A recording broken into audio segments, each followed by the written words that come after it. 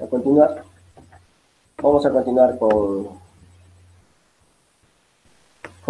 la segunda clasecita. Es una clase un poco más rápida que la anterior, simplemente para hablar un poquito acerca del embolismo pulmonar. Esta también la doctora le pide algunas preguntitas, algo sencillo nomás. Bien. Entonces, la embolia pulmonar la podemos definir como la obstrucción parcial o completa de las arterias pulmonares que resulta de la migración de un coágulo u otro elemento formado en el sistema venoso y que alcanza el corazón derecho y la vasculatura pulmonar.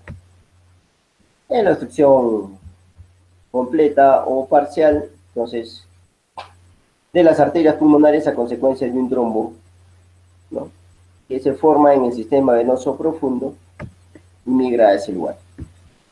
La incidencia aproximadamente son de 100 casos por cada 100.000 personas. Es la tercera enfermedad cardíaca en frecuencia y sin tratamiento tiene una mortalidad del 30%.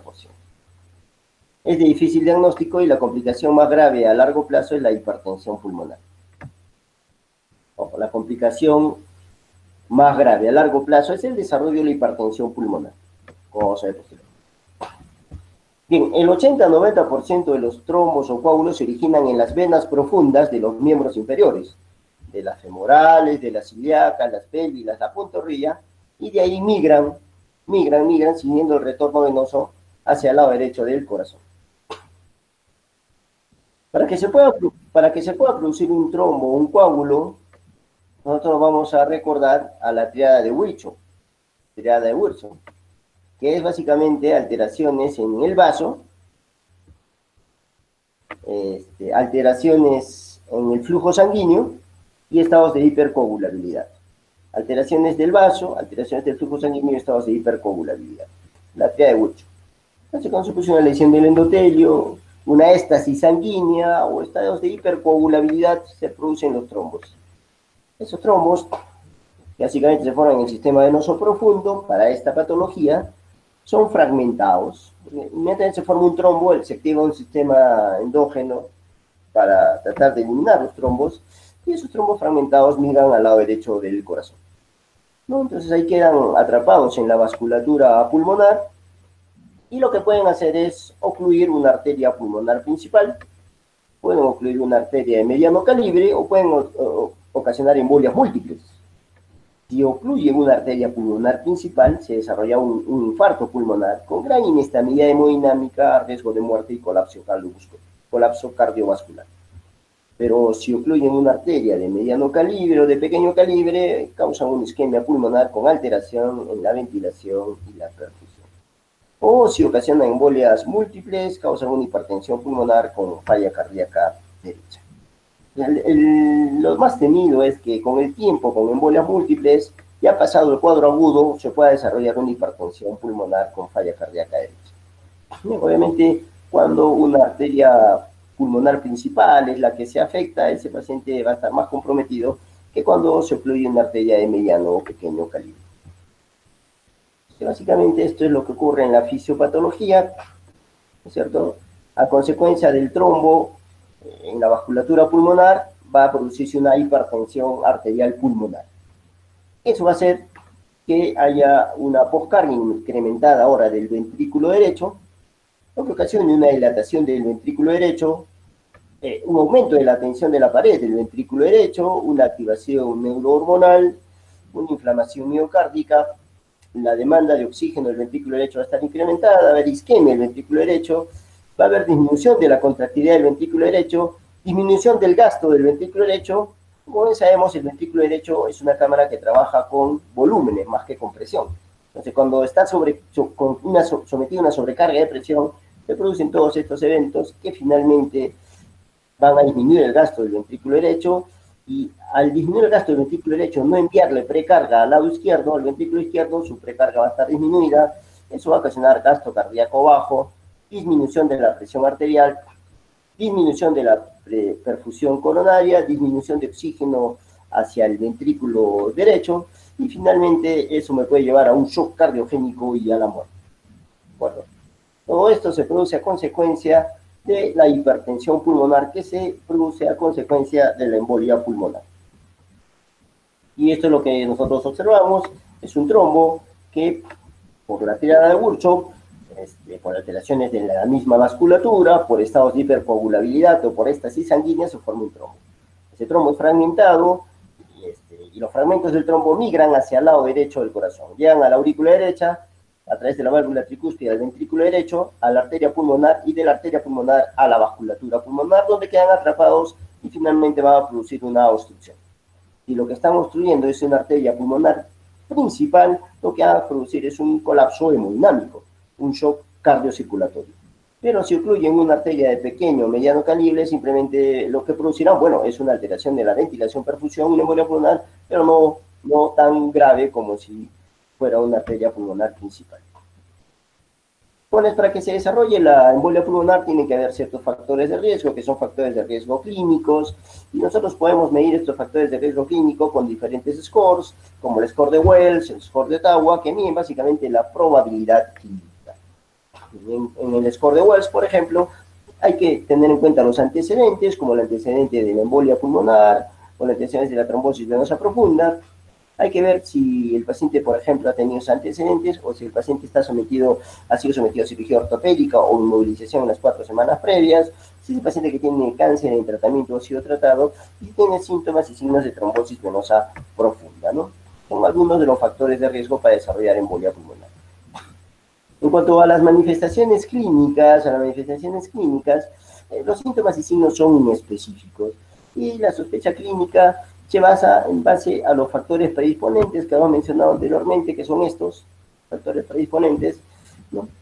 Pero algunos síntomas que pueden presentarse, como es la disnea de inicio súbito, el dolor torácico pleurítico, la taquicardia, la taquimia, la hipotensión arterial, la falla cardíaca derecha cuando hay un TEP masivo, la sudoración, la ansiedad, la hemoptisis, el dolor en las pantorrillas y la cianosis, ¿no? Entonces son algunos de los síntomas, pero estos síntomas son totalmente inespecíficos. En cuanto a los estudios que podemos solicitar un electrocardiograma. También nos va a dar datos inespecíficos. Puede haber una taquicardia sinusal. Este es un patrón que a veces se presenta en el 50% de pacientes con embolia pulmonar, que es patrón S1, Q3, T3. Ya, onda S en D1, onda Q en D3 y onda T negativa en B3. Puede haber arritmias supra y ventriculares, puede haber bloqueo de rama derecha, ondas T negativas en precordiales. Puedo solicitar un análisis de gases arteriales que me va a mostrar una hipoxia o una saturación de oxígeno baja. El dímero D. El dímero D, jóvenes, es un producto de degradación de la fibrina. Cuando se degrada la fibrina se produce el dímero D. Es sensible para embolia pulmonar, pero poco específico. ¿Qué quiere decir esto? Que cuando el dímero D viene alto, nos dice, es sensible, puede ser embolia pulmonar. No nos dice, es embolia pulmonar. Se dice, es sensible, pero es poco específico, ¿no? Sería específico si cuando se eleva es la enfermedad. No, es sensible, pero poco específico. Y un valor negativo excluye el diagnóstico de embolia pulmonar. Esto sí, tiene un alto valor predictivo negativo. Cuando el dímero D sale negativo, se excluye la embolia pulmonar.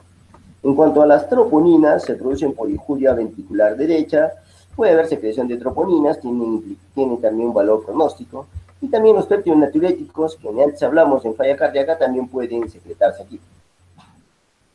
En cuanto a la placa de tórax, pueden haber algunos cambios radiológicos, como es este signo de Hampton, que es una opacidad en forma de cuña arriba del diafragma, o el signo de Westermarck, que es una oligoemia focal. Como vemos acá sí hay vasculatura, y sin embargo aquí no hay vasculatura.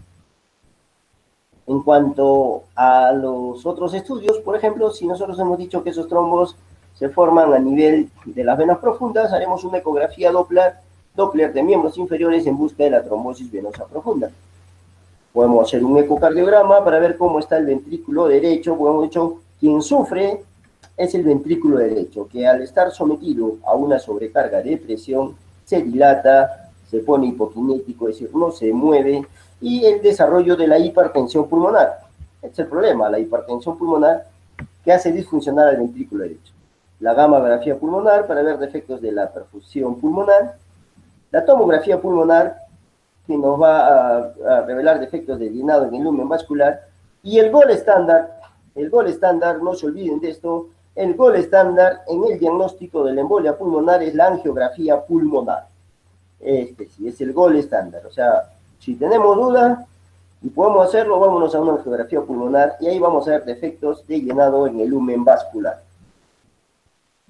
Hay que hacer diagnóstico diferencial con otras enfermedades,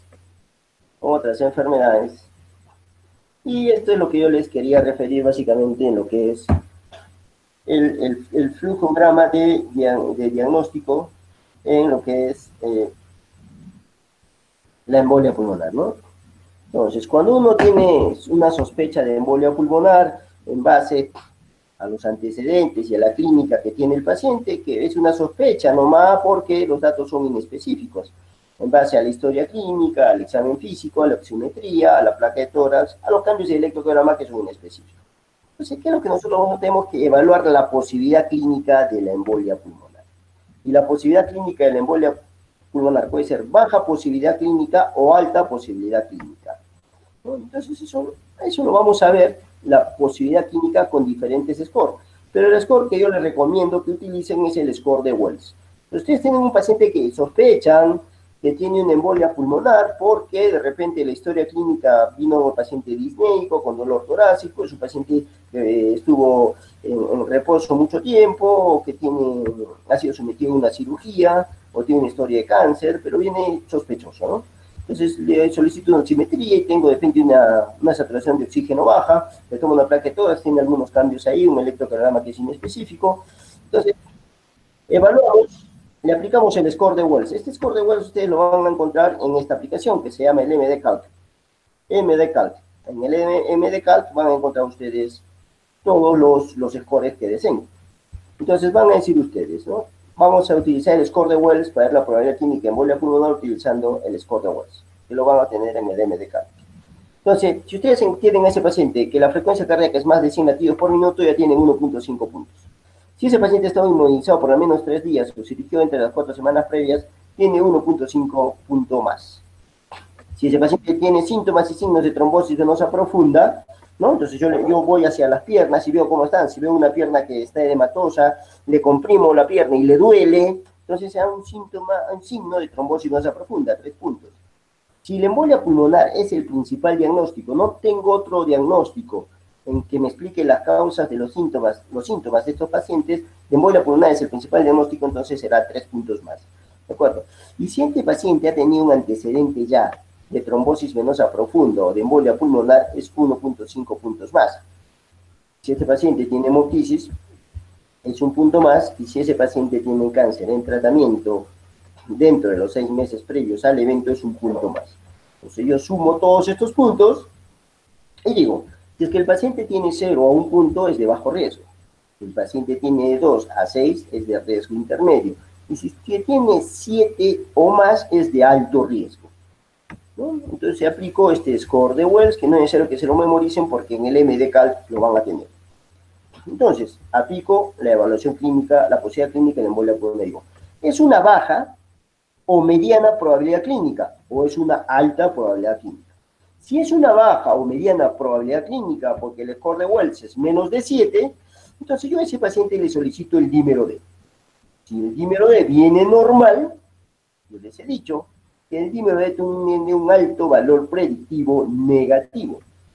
Alto valor predictivo negativo, de tal manera que cuando el dímero D viene bajo o normal o es negativo, con un paciente con baja o moderada probabilidad clínica, excluye TEP. Entonces, si el dímero D me viene negativo en un paciente con baja probabilidad clínica, me excluye TEP. Pero si el dímero D me viene alto, yo les he dicho, el dímero D es sensible, pero no específico. Si el dímero D viene alto, me hace sospechar. Pero este paciente tiene baja probabilidad clínica. Vamos a hablar. Tengo que llevarlo al gol estándar, que es la angiotomografía pulmonar. Pero si este paciente tiene una alta probabilidad clínica, score de Wells, igual o mayor de 7, yo lo puedo llevar a la angiotomografía pulmonar, o si es que no dispongo de angiotomografía pulmonar por la alta probabilidad, yo a este paciente de frente le inicio tratamiento para embolia pulmonar. ¿Por qué? Porque tiene alta probabilidad clínica. ¿De acuerdo? Y la angiotomografía pulmonar me puede salir normal, como es el gol estándar, si sale normal, pues no es TEP. Pero si me sale anormal, sí es un TEP. Bueno, Entonces, este flujograma básicamente se basa en el score de Wells, medir la probabilidad, utilizar el dímero D básicamente para descartar TEP y usar la angiotomografía pulmonar, que es el gold estándar para embolia pulmonar. Una vez que yo establecí el diagnóstico de la embolia pulmonar, tengo que estratificar el riesgo. Y el riesgo lo estratifico en base a la evaluación clínica, la extensión clínica, la función y el tamaño del pico derecho y los biomarcadores cardíacos.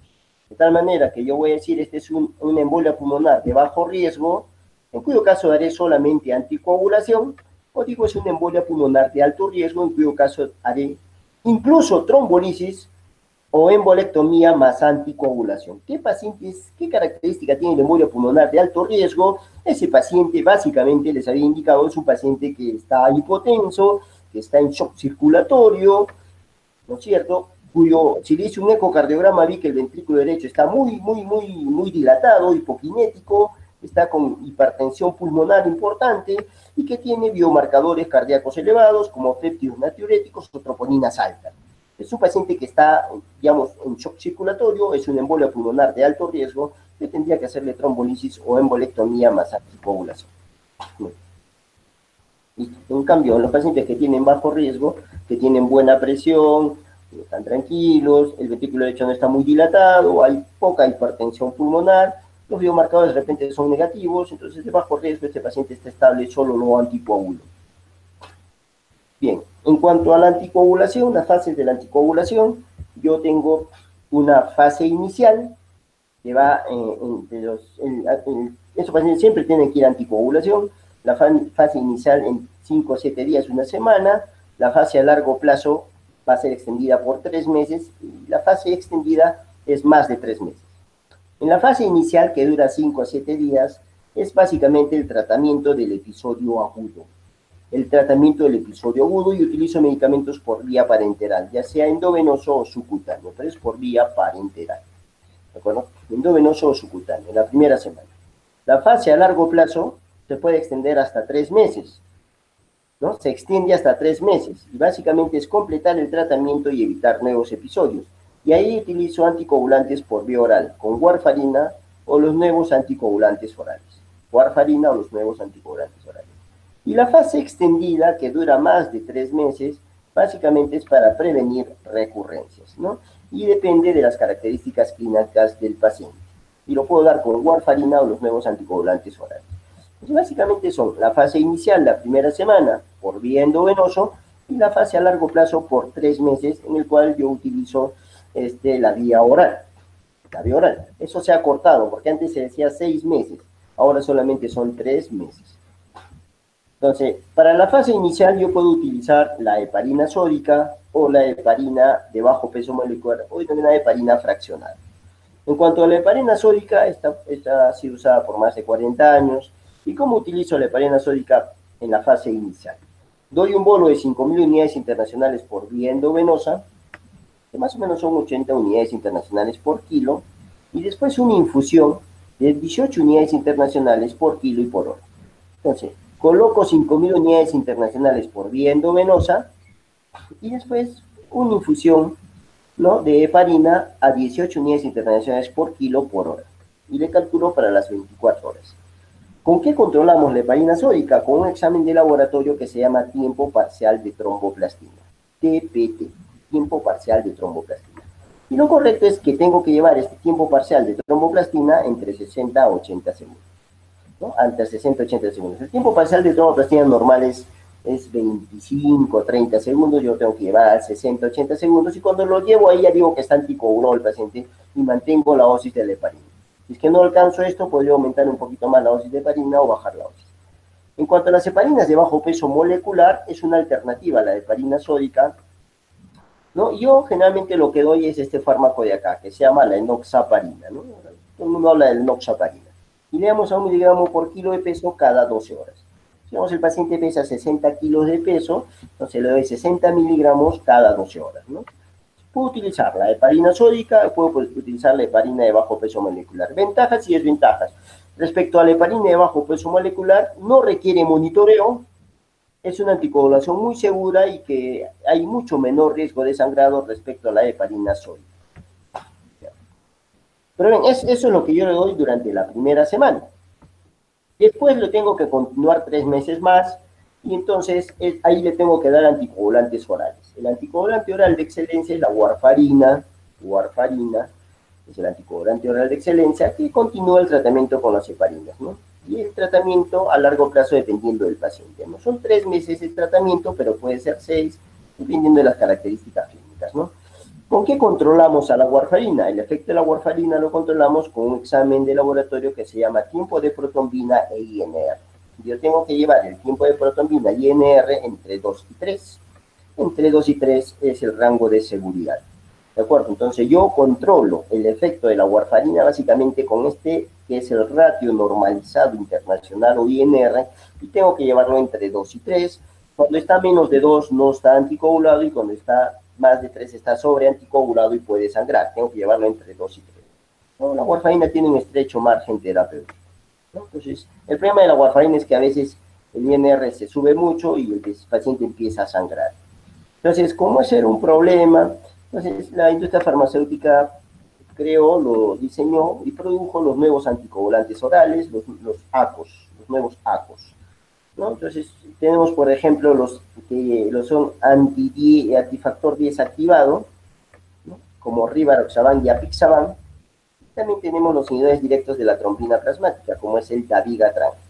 Entonces, estos nuevos anticoagulantes son una alternativa a la warfarina y definitivamente con estos nuevos anticoagulantes orales el riesgo de sangrado se minimiza, ¿no?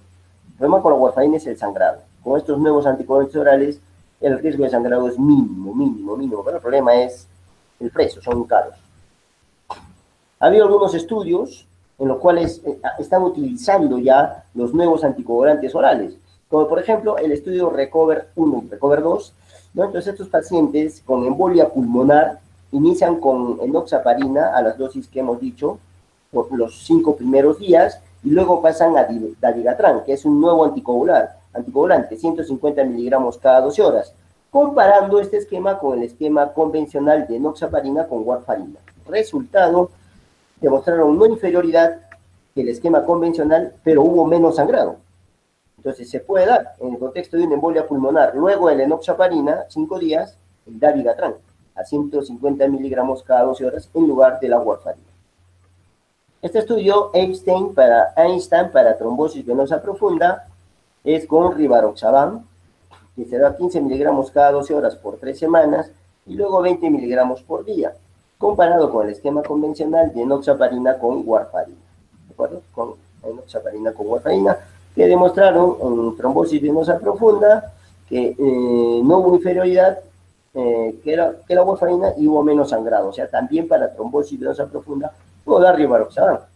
Y el estudio Amplify con Apixaban también demostró que la Apixaban se puede dar en caso de embolia pulmonar. Entonces, hay indicación ya para utilizar los nuevos anticoagulantes orales, que son estos, ¿no? En reemplazo de la warfarina, si es que el paciente tiene mucho riesgo de sangrado y la posibilidad económica se lo permite, porque estos son caros, son medicamentos caros.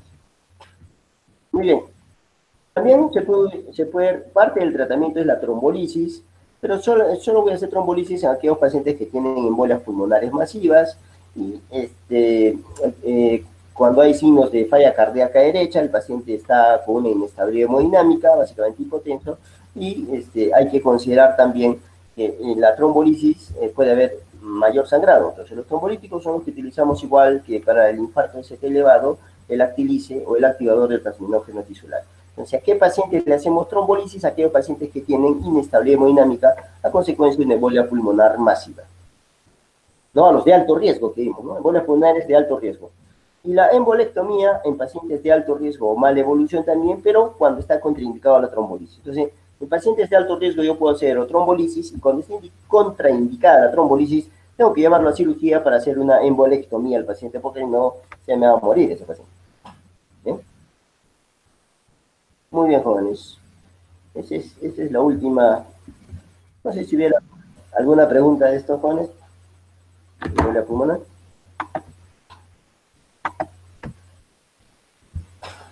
Muy bien.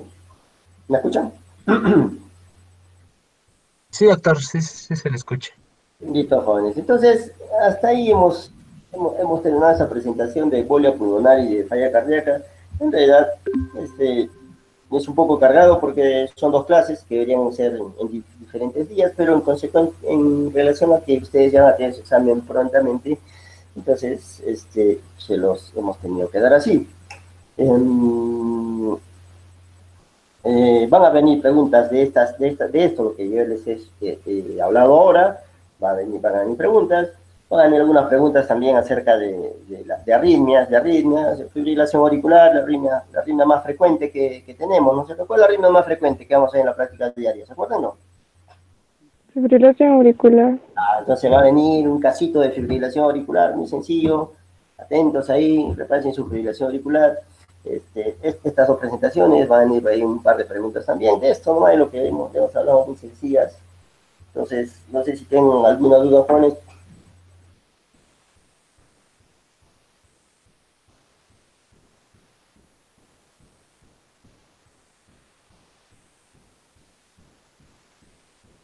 Bueno, chicos, si no hay ninguna duda, ha sido un gusto estar comunicado con ustedes. Les voy a mandar las presentaciones al delegado para que se las alcance a todos ustedes, ¿de acuerdo? Doctor, quería Sí. hacerle una consulta, pero no tiene nada que ver con el tema, no sé si podría ser. A ver, ¿se Es puede? sobre la ponencia que ha programado para mañana sobre electrocardiograma. Sí. Bueno, yo estoy a cargo y quería saber si me podría enviar unas preguntas para que pueda hacer un pequeño test. Uy, ya. Es que tengo un poquito sobrecargado de tiempo, pero ya. Entonces, me mandas tu teléfono y... Sí, le escribo por WhatsApp. Sí. ¿Ya? Ya, doctor. ¿Listo? Muchas gracias. Muy bien, chicos. Entonces, a estudiar y ya nos vemos muy pronto. Los chicos, Gracias, doctor. cuídense. A Hasta estudiar. luego, doctor, cuídese. De igual manera para Hasta luego, ustedes. doctor. Cuídense, chicos.